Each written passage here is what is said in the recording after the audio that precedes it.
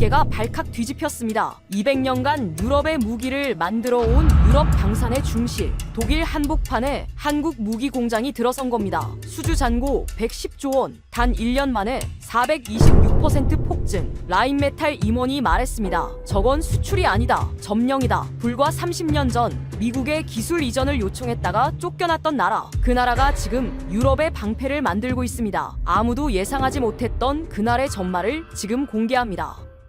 구독과 좋아요를 눌러주시면 한국의 위상이 널리 알려집니다. 한국 화이팅이라고 댓글을 남겨주세요. 저는 마이클 브레넌이라고 합니다. 미 국방부 조달정책국에서 부국장을 맡고 있고 올해로 22년째 이 자리를 지키고 있습니다. 쉽게 말하면 미국과 동맹국이 어떤 무기를 사고 어디서 조달하고 얼마를 쓰는지를 관리하는 사람입니다. 이 일을 20년 넘게 하다 보면 세계 방산 지도가 머릿속에 그려집니다. 어느 나라가 뭘 만들고 어느 나라가 뭘 사는지 그 지도 안에서 한국의 위치는 늘 같았습니다. 좋은 고객, 그게 전부였습니다. F-15K를 사고, 패트리어트를 사고, 글로벌 호크를 사는 나라. 미국 방산업계 입장에서 한국은 안정적으로 돈을 내는 고마운 구매자였습니다. 그 이상도, 그 이하도 아니었죠. 솔직히 말하면 한국이 무기를 만든다는 사실조차 크게 신경 쓰지 않았습니다. K9 자주포라는 게 있다는 건 알았지만 그게 유럽에서 팔릴 거라고는 단 한 번도 생각해 본 적이 없었습니다. 2024년 봄, 제 상관이 저를 불렀습니다. 국방부 차관보실에서 직접 내려온 지시였습니다. 유럽 방산 공급망 실태를 조사하라. 45일 안에 보고서를 올려라. 우크라이나 전쟁이 2년을 넘기면서 유럽 전체가 무기 부족에 시달리고 있었습니다. 독일은 자국 탄약 재고가 이틀치밖에 안 된다는 보고가 나왔고, 프랑스는 자주포 생산 라인을 다시 가동하는 데만 18개월이 걸린다고 했습니다. 미국 입장에서 유럽 동맹국들이 스스로 무장할 수 있는지, 없다면 누가 채워줄 수 있는지를 파악하는 게 급했습니다. 저는 가방을 쌌습니다. 행선지는 브뤼셀 나토 본부, 12개국 방산 관계자들이 모이는 비공개 실무회의에 미국 대표로 참석하라는 명령이었습니다. 비행기 안에서 서류를 넘기다가 한 페이지에서 손이 멈췄습니다. 폴란드 방산 수입 현황, 1위가 한국이었습니다. 이상하다고 생각했습니다. 폴란드는 나토 회원국이고 전통적으로 미국과 독일 무기를 써왔습니다. 그런 나라의 수입 1위가 한국이라니. 수치를 다시 봤습니다. K2 전차, 이하 자주포, 천무 다연장 로켓, FA-50 경공격기. 단일 국가에 이 정도 품목을 동시에 납품하는 건 미국 말고는 본 적이 없었습니다. 우크라이나 전쟁 때문에 급하게 사들인 거라고, 전쟁이 끝나면 원래대로 돌아갈 거라고. 하지만 브뤼셀에 도착한 뒤 저는 그 생각이 완전히 틀렸다는 걸 알게 됩니다. 그때까지만 해도 저는 몰랐습니다. 한국이 이 보고서의 주인공이 될 줄은. 브뤼셀 나토 본부 지하 2층, 보안 게이트를 3번 통과하자 좁은 복도 끝에 회의실이 나타났습니다. 철문을 열자 커피 냄새와 함께 묵직한 긴장감이 밀려왔습니다. 형광등 불빛 아래 긴 테이블, 벽면 가득 유럽 안보지도, 그리고 12개의 의자에 앉은 12개 나라의 방산 관계자들. 저는 미국 대표석에 앉았습니다. 테이블 건너편 벽에 걸린 시계가 오전 9시 정각을 가리키고 있었습니다. 회의 주제는 단순했습니다. 우크라이나 이후 유럽은 스스로 무장할 수 있는가? 각국 대표가 돌아가며 자국 방산 현황을 보고했습니다. 독일 대표는 탄약 재고가 이틀치라고 했고, 프랑스 대표는 자주포 생산 라인 재가동에 18개월이 필요하다고 했습니다. 회의실 분위기는 어두웠습니다. 유럽이 얼마나 무방비 상태인지를 숫자로 확인하는 시간이었으니까요. 그때 문이 열렸습니다. 늦게 도착한 한 남자가 회의실로 들어섰습니다. 회색 더블 브레스트 수트에 은퇴 안경, 걸음이 느렸지만 자신감이 넘쳤습니다. 들어서자마자 자리 배치를 확인하더니 의장석 바로 옆에 앉았습니다. 아무도 그에게 자리를 안내하지 않았는데 마치 그 자리가 원래 자기 것인 양 자연스러웠습니다. 클라우스 라이너, 62세, 독일 라인메탈에서 30년을 근무한 뒤 유럽 방위산업협회 수석 고문으로 자리를 옮긴 인물이었습니다.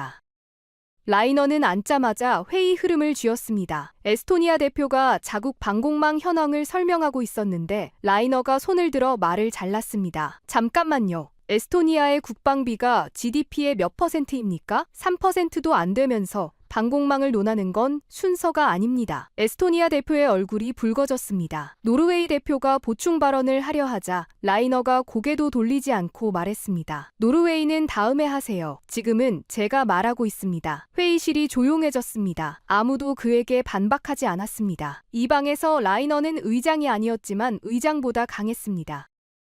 라이너에 대해서는 출장 전에 이미 들은 바가 있었습니다. 유럽 방산업계에서 그의 한마디면 수십억 유로짜리 계약이 방향을 바꾼다는 말이 있었고, 나토 회의에서 그가 반대하면 안건이 통과된 적이 없다는 소문도 있었습니다. 그의 입버릇은 역사적으로 말하자면이었습니다. 그 말이 나오면 뒤에 반드시 누군가를 깎아내리는 문장이 따라왔습니다. 지금 눈앞에서 보니 소문이 아니라 사실이었습니다. 라이너가 노트북을 열고 스크린에 PPT를 띄웠습니다. 제목이 눈에 들어왔습니다. 유럽 방산 자립을 위한 로드맵.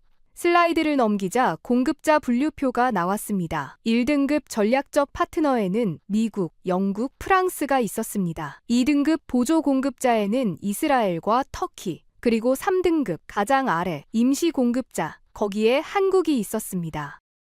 라이너가 레이저 포인터로 한국을 가리키며 말했습니다. 역사적으로 말하자면 한국은 무기를 만드는 나라가 아닙니다. 조립하는 나라죠. 회의실에 작은 웃음이 번졌습니다. 그는 멈추지 않았습니다. 유럽이 지금 한국에서 무기를 사는 건 급하기 때문입니다. 싼 걸 빨리 사야 하니까요. 전쟁이 끝나면 자연스럽게 원래대로 돌아갑니다. 라이너가 다음 슬라이드를 넘겼습니다. 한국 방산 수출 품목 리스트가 나왔습니다. 그가 코웃음을 치며 말했습니다. 보세요. 자주포, 전차, 장갑차, 로켓, 전부 지상무기입니다. 전투기가 없어요. 자기네 하늘도 못 지키는 나라가 남의 나라 무기를 만든다고요? 회의실에 다시 웃음이 퍼졌습니다. 프랑스 대표가 고개를 끄덕였고 이탈리아 대표가 옆 사람에게 뭔가를 속삭이며 웃었습니다. 라이너가 마지막으로 안경 너머로 회의실을 천천히 둘러봤습니다. 기술 이전이요? 그 사람들이 우리한테 이전해줄 기술이 뭐가 있습니까? 이번에는 웃음이 아니라 고개를 끄덕이는 사람이 더 많았습니다. 독일 대표가 팔짱을 끼며 동의하는 표정을 지었고 영국 대표 해밀턴은 메모지에 뭔가를 적으며 고개를 살짝 기울였습니다. 방 전체가 라이너의 편이었습니다. 저는 그 광경을 보며 깨달았습니다. 이건 단순한 회의가 아니었습니다. 한국을 유럽 방산 질서에서 영구적으로 배제하기 위한 자리였습니다. 저는 아무 말도 하지 않았습니다. 3개월 전이었으면 고개를 끄덕였을 겁니다. 한국은 고객이지 경쟁자가 아니라고 저도 그렇게 생각했으니까요. 하지만 비행기에서 본 그 숫자가 머릿속에서 지워지지 않았습니다. 폴란드 방산 수입 1위, 한국, K 전차부터 FA-50 경공격기까지 4개 품목 동시 납품, 그런 나라를 임시 공급자라고 부를 수 있는 걸까? 그때 저는 처음으로 생각했습니다. 혹시 이 방에서 틀린 건 라이너가 아니라 우리 전부가 아닌가? 하지만 아직 말할 때가 아니었습니다. 그래서 오후 이제 세션이 지금 시작됐습니다. 말씀하신 것처럼 어떻게 의장이 보면은 주제를 네. 바꿨습니다. 비유럽 공급자에 대한 의존도 평가. 사실상 그래서 이제 한국을 어떤 지금 말씀하신 것처럼 어떻게 의미하는 보면은 시간이었습니다. 네. 라이너가 곧바로 주도권을 잡았습니다. 의자 등받이에 기대 앉은 채로 손가락을 꼬고 말했습니다.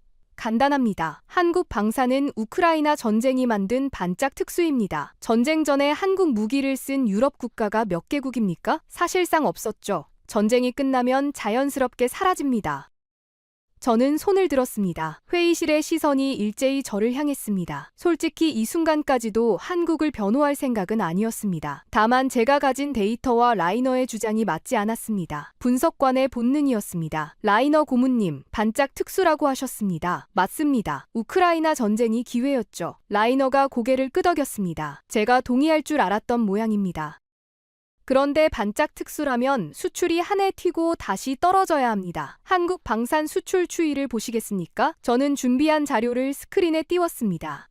2020년 30억 달러, 2022년 173억 달러, 2024년 95억 달러로 숨 고르기를 한 뒤 2025년 다시 110억 달, 그리고 2026년 전망치 377억 달러. 6년간 12배 성장입니다. 반짝 특수가 6년 동안 계속되는 경우를 저는 본 적이 없습니다. 라이너의 턱 근육이 미세하게 움직였습니다. 하지만 그는 금방 여유를 되찾았습니다. 성장이 빠른 건 인정합시다. 하지만 밑바닥에서 시작했으니 당연히 성장률이 높은 거 아닙니까? 기저효과예요. 몇몇 대표가 고개를 끄덕였습니다. 그럴듯한 반박이었습니다. 맞습니다. 기저효과가 있죠. 저는 다시 인정했습니다. 라이너의 눈에 살짝 당혹감이 스쳤습니다. 2번 연속 동의하는 상대는 다루기 어렵다는 걸 그도 알고 있었을 겁니다. 그런데 기저효과라면 질문을 바꿔야 합니다. 기회가 왔을 때 그 기회를 잡을 수 있었던 나라가 몇 개국이냐는 겁니다. 저는 잠시 멈췄습니다. 폴란드가 자주포 200문을 급히 필요로 했을 때 18개월 안에 납품할 수 있는 나라가 이 방에 있습니까? 회의실이 조용해졌습니다. 아무도 대답하지 않았습니다. 한 개국이었습니다. 한국뿐이었죠. 저는 여기서 멈추지 않았습니다. 하나만 더 말씀드리겠습니다. 한국이라는 나라를 생각할 때 우리가 잊고 있는 게 하나 있습니다. 스크린에 새로운 자료를 띄웠습니다. 제2차 세계대전 이후 미국을 포함한 서방 국가들의 대외워 수혜국 리스트, 전후 복구 원조를 받은 나라가 147개국입니다. 그중에서 원조를 받던 나라에서 무기를 수출하는 나라가 된 케이스가 몇 개국인지 아십니까? 회의실이 다시 조용해졌습니다. 한 개국입니다. 에스토니아 대표가 처음으로 고개를 들었습니다. 아까 라이너에게 말을 잘린 바로 그 사람이었습니다. 그의 눈이 저를 똑바로 보고 있었습니다. 아직 말은 하지 않았지만 그 시선에는 무언가가 바뀌고 있다는 신호가 있었습니다. 라이너가 전선을 바꿨습니다. 정면 돌파가 안 되자 측면으로 돌아온 겁니다. 좋습니다. 빠른 건 인정합시다. 하지만 숫자 이야기를 하자면 가격을 빼놓을 수 없죠. 그가 새로운 슬라이드를 띄웠습니다. K9 자주포와 독일 PZH-2000의 단가 비교표. K9이 PZA-2000보다 40% 쌉니다. 왜 싸겠습니까? 싼 데는 이유가 있는 법이죠. 품질을 깎아서 가격을 맞추는 겁니다. 이걸 업계에서는 뭐라고 부릅니까? 덤핑이라고 부릅니다. 프랑스 대표가 고개를 끄덕이며 팔짱을 꼈습니다. 이탈리아 대표가 맞아 하듯 작게 손을 들었습니다. 저는 기다렸습니다. 라이너가 말을 마칠 때까지. 그리고 천천히 말했습니다. 맞습니다. K9이 쌉니다. 40% 저렴한 건 사실입니다. 세 번째 인정이었습니다. 라이너의 입꼬리가 살짝 올라갔습니다. 제가 계속 동의만 할 거라고 생각한 모양이었습니다. 그런데 싼 게 나쁜 건지 한번 따져보겠습니다. 폴란드의 K9 자주포 202문을 납품할 때 한국에서 무슨 일이 벌어졌는지 아십니까? 저는 출장 입수한 보고서를 펼쳤습니다. 한국 창원에 있는 한화 에어로스페이스 공장은 3교대로 풀가동에 들어갔습니다. 24시간 공장 불이 꺼진 적이 없었습니다. 용접공들이 교대하며 밤새 포신을 깎았고 검수팀은 한 문 실사격 테스트를 마친 뒤에야 출하를 허가했습니다. 212문, 18개월, 단 한 문의 불량도 없었습니다. 회의실이 고요해졌습니다. 같은 기간 독일 피체아 2000은 증산 계획을 발표했습니다. 목표는 연간 생산량을 12문에서 18문으로 늘리는 것이었습니다. 18문입니다. 한국이 212문을 찍어내는 동안 독일은 18문을 목표로 세운 겁니다. 그러면 다시 여쭙겠습니다. 폴란드 국방부가 K9 자주포 212문을 실전 배치한 뒤 발표한 가동률이 얼마인지 아십니까? 라이너가 대답하지 않았습니다. 97%입니다. 숫자가 회의실에 떨어졌습니다. 실전 배치 환경에서 97% 가동률. 단 한 문의 불량 없이 납품한 뒤 실전에서 97%가 돌아간 겁니다. 피체하 2000의 같은 조건 가동률이 얼마인지 아십니까? 다시 침묵. 라이너의 표정이 굳어졌습니다. 제가 대신 말씀드리겠습니다. 저는 숫자를 읽었습니다. 라이너가 안경을 밀어 올렸습니다. 그의 손끝이 미세하게 떨리는 게 보였습니다. 40% 저렴하고 납기는 절반이고 가동률은 더 높습니다. 이걸 덤핑이라고 부르십니까? 경쟁력이라고 부르십니까? 라이너가 대답하지 않았습니다. 대신 물 한 모금을 마셨습니다. 그 짧은 동작 안에 시간을 버는 의도가 보였습니다. 회의실의 공기가 바뀌기 시작했습니다. 영국 대표 해밀턴이 메모를 적기 시작했습니다. 아까는 라이너 쪽을 보며 고개를 기울이던 사람이 이제 저를 보고 있었습니다. 노르웨이 대표도 시선이 달라져 있었습니다. 아까 라이너에게 다음에 하세요 라고 잘렸던 그 사람이 지금은 라이너가 아니라 저를 바라보고 있었습니다. 에스토니아 대표는 이미 등을 세우고 앞으로 몸을 기울인 상태였습니다. 그런데 저는 그 순간 라이너보다 그 옆에 앉은 사람이 더 신경 쓰였습니다. 독일 국방부에서 나온 실무대표 슈미트. 회의 내내 라이너와 함께 고개를 끄덕이던 사람이었습니다. 그런데 지금 그의 손이 테이블 아래서 서류를 넘기고 있었습니다. 슬쩍 보니 한국 방산 수출 보고서였습니다. 라이너 모르게 자기만의 계산을 하고 있는 거였습니다. 적 진영에 균열이 생기기 시작한 겁니다. 아직 눈에 띄지 않는 아주 가느다란 금이었지만 저는 그걸 놓치지 않았습니다. 라이너의 여유로운 미소가 사라지고 있었습니다. 하지만 저도 알고 있었습니다. 이건 겨우 2라운드였다는 것을. 라이너 같은 사람은 2번 밀린다고 무너지지 않습니다. 반드시 다른 각도로 돌아옵니다. 그리고 저에게는 아직 꺼내지 않은 카드가 3장 남아 있었습니다.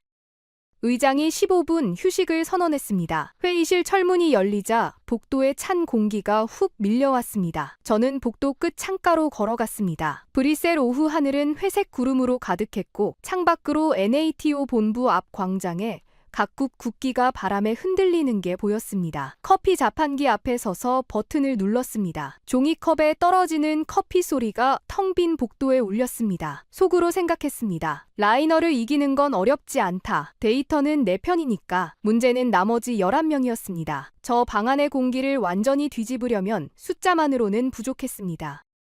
그때 뒤에서 발소리가 들렸습니다.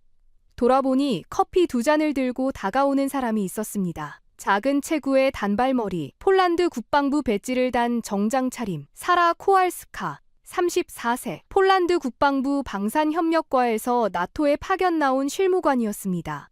회의실에서는 구석 자리에 앉아 한마디도 하지 않았던 사람이었습니다. 그녀가 커피 한 잔을 내밀며 말했습니다. 부국장님, 아까 회의실에서 인상적이었습니다.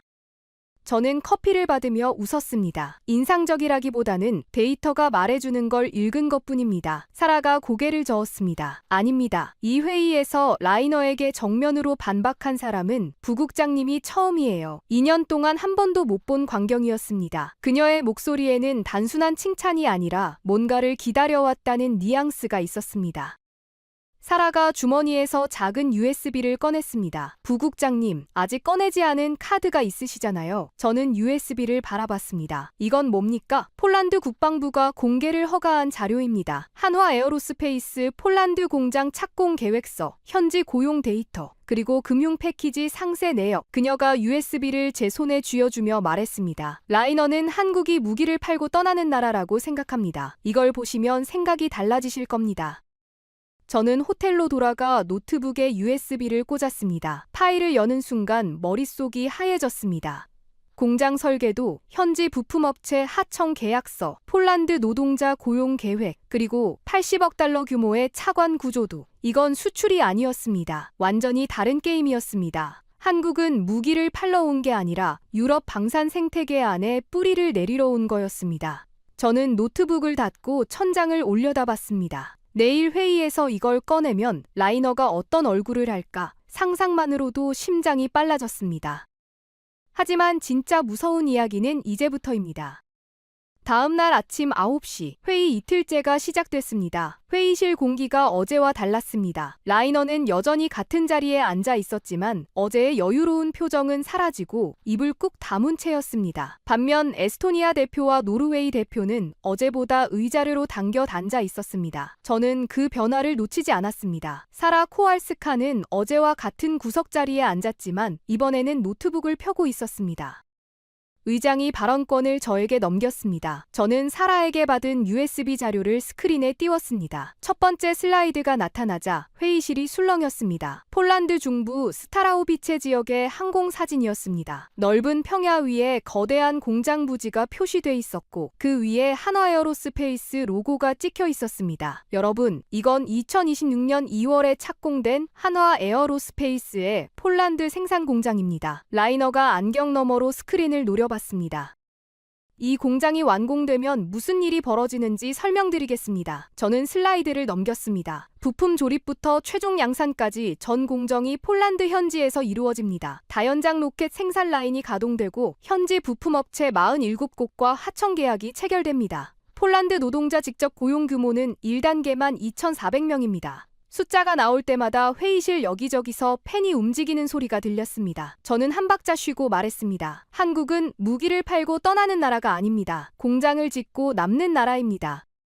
라이너가 끼어들었습니다. 잠깐, 현지 공장이라는 건 우리도 할 수 있습니다. 라인메탈도 유럽 곳곳에 공장이 있어요. 새로울 게 없는 얘기입니다. 그의 목소리는 평정을 유지하고 있었지만 어제보다 반박의 속도가 빨라져 있었습니다. 조급한 사람의 패턴이었습니다. 맞습니다. 할 수 있죠. 네 번째 인정이었습니다. 저는 라이너를 바라보며 천천히 말했습니다. 그런데 왜 안 하셨습니까? 30년 동안 라이너의 입이 열렸다가 닫혔습니다. 대답이 나오지 않았습니다. 회의실이 조용해졌습니다. 3초, 5초. 라이너가 물컵을 집어들었지만 마시지 않고 다시 내려놓았습니다. 여기서 끝이 아닙니다. 저는 다음 슬라이드를 띄웠습니다. 폴란드와 한국 간 방산 금융 패키지 구조도가 나왔습니다. 화살표와 숫자가 복잡하게 얽힌 도표였지만 핵심은 단순했습니다. 한국은 폴란드에 무기를 팔면서 동시에 80억 달러 규모의 차관을 제공했습니다. 한국은행이 직접 자금을 빌려준 겁니다. 회의실이 웅성거리기 시작했습니다. 프랑스 대표가 팔짱을 풀었습니다. 이탈리아 대표가 옆 사람과 속삭이던 걸 멈추고 스크린을 응시했습니다. 무기를 팔면서 돈까지 빌려줍니다. 저는 이 문장을 천천히 반복했습니다. 유럽 방산 역사 200년 동안 무기 판매와 대규모 금융 지원을 동시에 패키지로 제공한 사례가 있었습니까? 질문을 던지고 회의실을 둘러봤습니다. 아무도 대답하지 않았습니다. 없었습니다. 한국이 처음입니다. 라이너가 옆에 앉은 독일 대표 슈미트에게 뭔가를 속삭였습니다. 라이너의 귀가 붉어져 있었습니다. 슈미트는 고개를 끄덕이지 않았습니다. 어제까지 라이너와 함께 움직이던 사람이 반응하지 않은 겁니다. 저는 마지막 슬라이드를 띄웠습니다. 유럽 지도가 나타났습니다. 폴란드에 붉은 점이 찍혀 있었고 거기서 사방으로 선이 뻗어나가고 있었습니다. 이제 도미노를 보시겠습니다. 저는 지도 위의 점들을 하나씩 짚었습니다. 에스토니아 2.9억 유로 로켓 시스템 계약 체결. 점 하나가 켜졌습니다. 노르웨이 2억 달러 수출 계약 체결. 또 하나. 루마니아 전차 독립 사업 잘 진행 중. 또 하나. 핀란드 관심 표명 및 사전 협의 단계. 또 하나. 유럽 지도의 동쪽과 북쪽이 붉은 점으로 채워지고 있었습니다. 보이십니까? 저는 스크린을 가리켰습니다. 유럽 동쪽 방어선 전체가 한국제로 채워지고 있습니다. 그리고 폴란드의 공장이 들어서는 순간 이 나라들은 더 이상 한국에서 직수입할 필요가 없어집니다. 정비도 부품도 폴란드 현지에서 해결됩니다. 그 순간 발트 3국, 북유럽, 동유럽 전체가 한국 방산 생태계에 편입됩니다. 회의실이 완전히 조용해졌습니다. 형광등의 윙하는 소리만 들렸습니다. 라이너가 입을 열려고 했습니다. 하지만 그보다 먼저 다른 목소리가 회의실에 울렸습니다. 잠깐만요. 영국 국방부 대표 제임스 해밀턴이었습니다. 이틀 동안 한마디도 하지 않고 메모만 하던 사람이 처음으로 입을 연 겁니다. 회의실의 모든 시선이 그에게 쏠렸습니다. 라이너도 돌아봤습니다. 해밀턴이 메모장을 내려놓고 말했습니다. 제가 하나 확인하고 싶은 게 있습니다. 한국이 영국에도 K9 생산 공장을 짓겠다고 제안한 적이 있습니까? 회의실이 다시 술렁였습니다. 사라 코알스카가 구석 자리에서 조용히 고개를 끄덕였습니다. 해밀턴이 그걸 확인하고는 천천히 고개를 돌려 라이너를 봤습니다. 라이너 고문님, 이건 제 계산에 빠져있던 변수입니다. 적 진영에서 첫 번째 벽이 무너진 순간이었습니다. 라이너가 해밀턴을 노려봤습니다. 이틀 동안 자기 편이라고 생각했던 사람이 공개적으로 이탈한 겁니다. 라이너의 턱이 굳어졌고 은퇴 안경 너머의 눈이 차가워졌습니다. 하지만 해밀턴은 시선을 피하지 않았습니다. 독일 대표 슈미트가 고개를 숙이고 서류를 넘기고 있었습니다. 에스토니아 대표는 아예 의자를 뒤로 빼고 팔짱을 꼈습니다. 더 이상 라이너 쪽이 아니라는 신호였습니다. 저는 그 광경을 보면서 생각했습니다. 숫자 싸움은 여기까지다. 머리는 설득했지만 마음은 아직이었습니다. 이 방안의 공기를 완전히 뒤집으려면 숫자가 아닌 다른 무언가가 필요했습니다. 그리고 저에게는 아직 그 이야기가 남아 있었습니다. 라이너가 마지막 카드를 꺼냈습니다. 해밀턴의 이탈로 흔들렸지만 30년 경력의 노련함은 아직 남아 있었습니다. 그가 천천히 일어섰습니다. 서서 말하는 건 이 회의에서 처음이었습니다. 그만큼 이 발언에 무게를 싣겠다는 뜻이었습니다. 숫자는 인정합니다. 빠른 것도 인정하고 싼 것도 인정합니다. 금융 패키지까지 좋습니다. 전부 인정합시다. 라이너가 한 발짝 앞으로 나왔습니다. 하지만 방사는 숫자만으로 되는 게 아닙니다. 신뢰가 필요합니다. 그리고 신뢰는 역사에서 나옵니다. 그가 스크린을 가리켰습니다. 독일은 200년입니다. 프랑스는 150년, 영국은 300년이 넘죠. 유럽 방산의 신뢰는 세대를 걸쳐 쌓아온 역사 위에 서 있습니다. 라이너가 회의실을 천천히 둘러봤습니다. 한국은 겨우 30년입니다. 30년짜리 역사로 유럽의 방패를 맡기겠다고요? 그건 모험이 아니라 도박입니다. 몇몇 대표가 고개를 끄덕였습니다. 프랑스 대표가 다시 팔짱을 꼈습니다. 라이너의 마지막 전선은 숫자가 아니라 자존심이었습니다. 그리고 이 방에서 자존심만큼 강한 무기는 없었습니다. 저는 잠시 아무 말도 하지 않았습니다. 노트북을 천천히 닫았습니다. 스크린도 껐습니다. 데이터 싸움은 여기까지였습니다. 라이너가 꺼낸 건 숫자로 이길 수 없는 영역이었습니다. 저는 그걸 알고 있었고, 그래서 이 이야기를 아껴두고 있었습니다.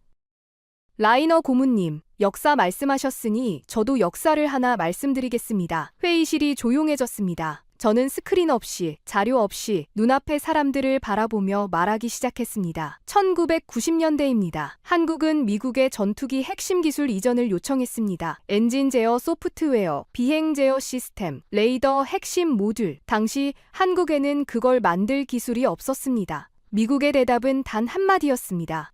저는 멈췄습니다. 회의실의 시선이 저에게 고정되어 있었습니다. 안 됩니다. 자주포 핵심 부품도 거절당했습니다. 유도무기 소스코드도 거절당했습니다. 미국만이 아니었습니다. 유럽에도 손을 내밀었지만 돌아온 대답은 같았습니다. 안 됩니다. 당신들 수준에는 아직 이릅니다. 저는 잠시 숨을 고르고 말을 이었습니다. 그날 한국국방과학연구소의 연구원들이 뭘 했는지 아십니까? 아무도 대답하지 않았습니다. 울지 않았습니다. 사표를 내지도 않았습니다. 다음날 아침 출근해서 빈 도면 위에 연필을 올려놓았습니다. 아무것도 없는 백지 위에서 설계를 시작한 겁니다. 그로부터 20년, 거절당한 기술을 전부 스스로 만들었습니다. 캐구 자주포, K2 전차, 천궁 미사일, 천무 다연장 로켓, 미국이 안 된다고 했던 것들을 한 사람도 빠지지 않고 20년 동안 연구실에 남아서 완성한 겁니다. 저는 목소리가 갈라지는 걸 느꼈습니다. 스스로도 예상하지 못한 감정이었습니다. 그리고 지금 그 무기들이 유럽에서 팔리고 있습니다. 기술을 거절했던 바로 그 대륙에서. 회의실이 적막해졌습니다. 형광등 소리조차 멈춘 것 같았습니다. 사라 코알스카의 어깨가 미세하게 떨리고 있었습니다. 저는 마지막 이야기를 꺼냈습니다. 2022년 폴란드의 K9 자주포 첫 납품이 이루어진 날, 현지 공장 조립 라인 위에 깃발 하나가 걸려 있었다는 보고를 받았습니다. 사라가 고개를 숙였습니다. 태극기였습니다. 아무도 시키지 않았습니다. 폴란드 노동자들이 스스로 걸었습니다. 그들은 이렇게 말했다고 합니다. 저는 잠시 멈췄습니다. 이 무기를 만든 나라에 감사하고 싶었다. 저는 더 이상 말을 잇기가 어려웠습니다. 회의실을 둘러봤습니다. 에스토니아 대표가 고개를 숙이고 있었습니다. 노르웨이 대표가 입술을 꽉 깨물고 있었습니다. 해밀턴은 펜을 내려놓고 두 손을 깍지 끼고 있었습니다. 그리고 라이너, 은퇴 안경을 벗어서 테이블 위에 내려놓고 있었습니다. 아무 말 없이. 그의 표정은 더 이상 여유도, 분노도 아니었습니다. 뭐라고 해야 할까요? 처음으로 그 사람 얼굴에서 무장해제된 인간의 표정을 봤습니다. 라이너 고문님, 저는 천천히 말했습니다. 역사가 없다고 하셨습니다. 30년이 짧다고 하셨습니다. 하지만 거절당한 다음 날 백지 위에 펜을 든 사람들의 30년은 200년보다 깁니다. 그게 한국의 역사입니다. 라이너가 처음으로 시선을 내렸습니다. 이틀간 단 한 번도 눈을 피한 적 없던 사람이었습니다. 회의실에 무거운 정적이 깔려 있었습니다. 아무도 먼저 입을 열지 않았습니다. 라이너가 안경을 다시 집어쓰고 자세를 바로잡았습니다. 30년 경력의 자존심이 쉽게 무너질 리 없었습니다. 그는 아직 항복하지 않았습니다. 저도 그걸 알고 있었습니다. 감정으로 흔들렸지만 머리가 완전히 꺾이려면 마지막 숫자가 필요했습니다. 저는 스크린을 다시 켰습니다. 마지막 슬라이드가 떴습니다. 한국 방산 4대 기업의 수주 잔고 현황, 숫자들이 한 줄씩 나타났습니다. 한화 에어로스페이스 39조 원, 에라 이지넥스원 26조 존, 한국항공우주산업 16조 원, 현대오템 10조 원, 합계가 스크린 하단에 크게 떴습니다. 110조 원입니다. 저는 천천히 말했습니다. 수주 잔고 110조 원, 이미 계약이 체결됐지만 아직 납품이 안 된 금액입니다. 이건 전망치가 아닙니다. 확정된 숫자입니다. 회의실이 다시 고요해졌습니다. 저는 라이너를 바라봤습니다. 라이너 고문님, 이 숫자가 라인메탈 연매출의 몇 배인지 아십니까? 라이너가 대답하지 않았습니다. 5초, 10초, 안경 너머의 눈이 스크린에 고정되어 있었습니다. 약 5배입니다. 제가 말했습니다. 숫자가 떨어지는 순간 독일 대표 슈미트가 고개를 떨궜습니다. 프랑스 대표가 팔짱을 풀고 테이블에 두 손을 올렸습니다. 그리고 이건 한 기업의 숫자가 아닙니다. 한 나라의 방산 생태계 전체가 동시에 움직이고 있는 겁니다. 전차, 자주포, 장갑차, 로켓, 미사일, 경공격기, 지상에서 하늘까지 전 영역을 동시에 수출하는 나라가 미국 말고 어디 있습니까? 저는 한 박자 쉬고 다음 숫자를 꺼냈습니다. 2025년 대비 2026년 방산 수출 전망치 3.7배 증가입니다. 반짝 특수라고 하셨죠? 반짝이 7년째 계속되고 매년 역대 최고를 경신하고 있습니다. 라이너가 물컵을 집어들었습니다. 하지만 마시지 않았습니다. 컵을 든 채로 스크린을 응시하고 있었습니다.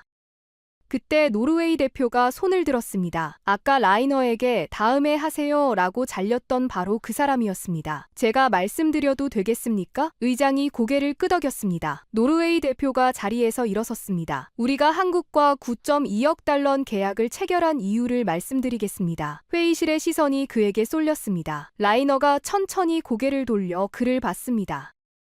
3가지였습니다. 첫째, 납기. 우리가 요구한 일정을 맞출 수 있는 나라가 한국뿐이었습니다. 둘째, 가격. 같은 사양에서 40% 저렴했습니다. 셋째, 금융 패키지. 무기를 사면서 동시에 자금 조달까지 해결됐습니다. 그가 라이너를 봤습니다. 이 3가지를 동시에 충족한 나라가 한국 말고 있었다면 저희도 고민했을 겁니다. 하지만 없었습니다.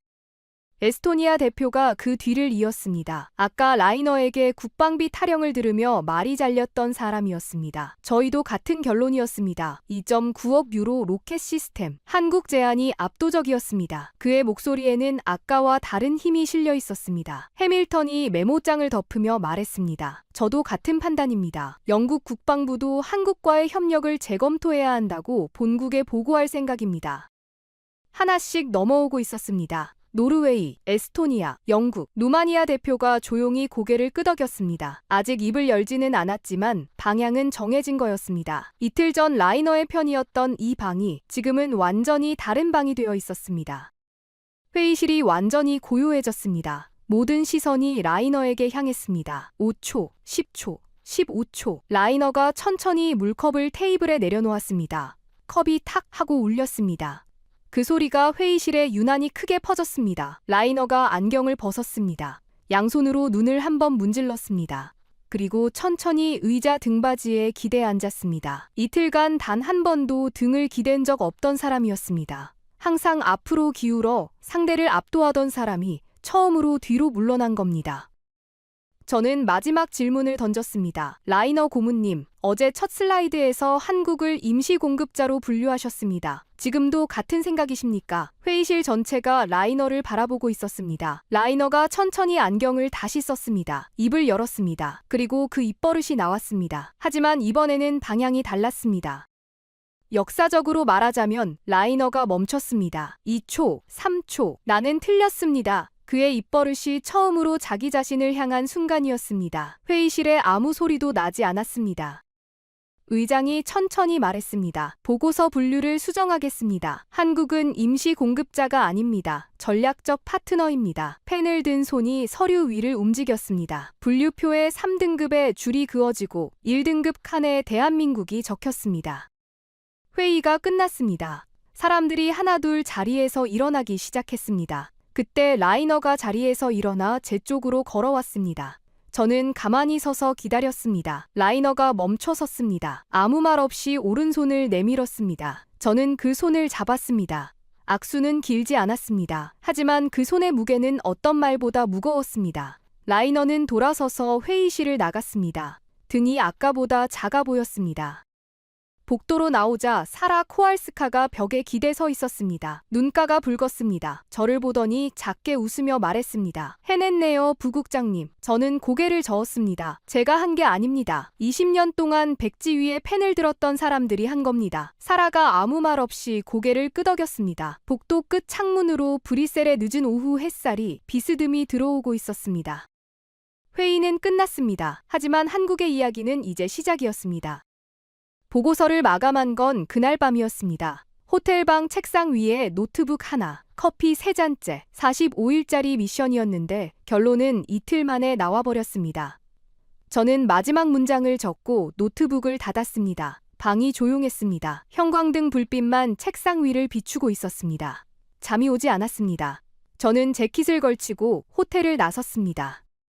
브뤼셀 새벽거리는 텅 비어 있었습니다. 가로등 불빛이 젖은 보도블록 위에 길게 번져 있었습니다. 걸음을 옮기다 나토 본부 방향으로 고개를 돌렸습니다. 어둠 속에서 건물 윤곽이 희미하게 보였고 광장 앞에 늘어선 각국 국기가 새벽 바람에 흔들리고 있었습니다. 저는 멈춰서서 그 깃발들을 바라봤습니다. 미국, 영국, 프랑스, 독일, 그리고 그 사이에 태극기 하나가 있었습니다. 바람에 다른 깃발들과 똑같은 높이에서 나부끼고 있었습니다.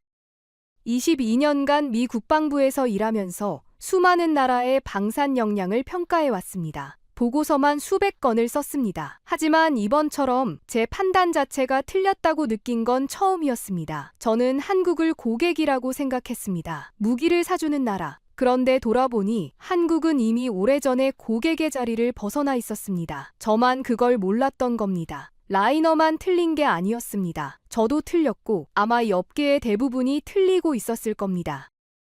호텔로 돌아가려는데 주머니에서 휴대폰이 울렸습니다. 사라 코알스카였습니다. 이 시간에 무슨 일인가 싶어 전화를 받았습니다. 부국장님, 죄송합니다. 이 시간에 전화해도 될까 싶어서요. 괜찮습니다. 무슨 일입니까? 잠시 침묵이 흐른 뒤 사라가 말했습니다. 저희 할아버지가 한국전쟁 이야기를 하신 적이 있어요. 그때 폴란드 사람들은 한국을 불쌍한 나라라고 불렀대요. 전쟁으로 모든 게 파괴된 도움이 필요한 나라. 사라의 목소리는 담담했습니다. 감정적인 사람이 아니었습니다. 실무관답게 늘 차분한 사람이었죠. 그런데 그 다음 말에서 목소리가 조금 달라졌습니다. 부국장님, 지금 폴란드 국방부에서 한국을 뭐라고 부르는지 아세요? 저는 대답하지 않았습니다. 가장 믿을 수 있는 파트너. 사라가 작게 웃었습니다. 폴란드 사람으로서 오늘 그게 증명된 것 같아서 전화드렸습니다. 전화를 끊고 한참을 서 있었습니다. 불쌍한 나라, 도움이 필요한 나라, 무기를 사야 하는 나라. 한국을 부르던 이름은 70년 동안 그랬습니다. 그런데 지금 유럽이 한국을 부르는 이름이 달라지고 있었습니다. 함께 싸울 돌, 동맹, 공장을 세워주는 나라, 돈까지 빌려주는 나라, 유럽의 방패를 만드는 나라. 다시 고개를 들어 나토 본부 앞 깃발들을 바라봤습니다. 태극기가 여전히 거기 있었습니다. 70년 전 세계에서 가장 가난했던 나라의 국기입니다. 전쟁의 잿더미 위에서 맨손으로 일어선 사람들의 국기입니다. 기술을 달라고 했더니 안 된다는 말을 듣고도 다음날 백지 위에 펜을 올렸던 사람들의 국기입니다. 그 국기가 지금 나토 본부 앞에서 미국, 영국, 프랑스, 독일 국기와 같은 높이에서 나부끼고 있습니다.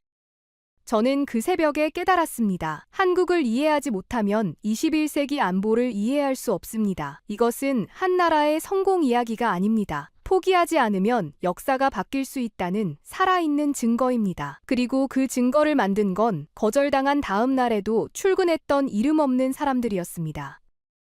대한민국은 더 이상 무기를 사는 나라가 아닙니다. 세계가 믿고 등을 맡기는 나라입니다. 그리고 그것은 맨손으로 이 나라를 일으킨 우리 아버지 어머니 세대가 남긴 가장 위대한 유산입니다.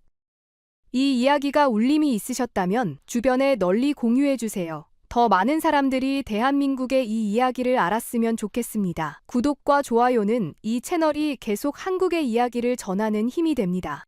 지금까지 감동 라이프였습니다. 감사합니다.